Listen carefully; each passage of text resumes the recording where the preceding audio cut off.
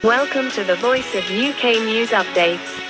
इस अफयू के अक़वाम मुत्तहिदा के सेक्रेटरी जनरल अंतोनियो गुतरेस ने प्रेस कॉन्फ्रेंस करते हुए कहा कि जंग बंदी के लिए सलामती काउंसिल की करारदाद इसराइली कैदियों की रिहाई से मशरूत नहीं, मगर हमने उन कैदियों की रिहाई की ज़रूरत पर जोर दिया है। अक़वाम मुत्तहिदा के सेक्रेटरी जनरल ने मजीद कहा कि गजा के लोगों को जिंदा रखना बुनियादी मामला है। शुरू में हमारी आवाज़ निस्बतन तन्हा थी, अब बैन अल अक़वामी बरादरी भी तस्लीम कर रही है। अक़वाम मुत्तहिदा की सलामती काउंसिल में के दौरान गजा में फौरी जंग बंदी की करारदाद मंजूर कर ली गई। गजा की पट्टी में जंग बंदी की करारदाद पर राय शुमारी के लिए सलामती काउंसिल का इजलास हुआ, जिसमें करारदाद को मंजूर कर लिया गया। फौरी जंग बंदी की करारदाद सलामती काउंसिल के 10 रुकन ममालिक ने पेश की। करारदाद वाले ममालिक में अलजायर, जापान, इक्वाडोर, स्विट्जरलैंड, जनूबी कोरिया, माल्टा और दीगर ममालिक शामिल थे।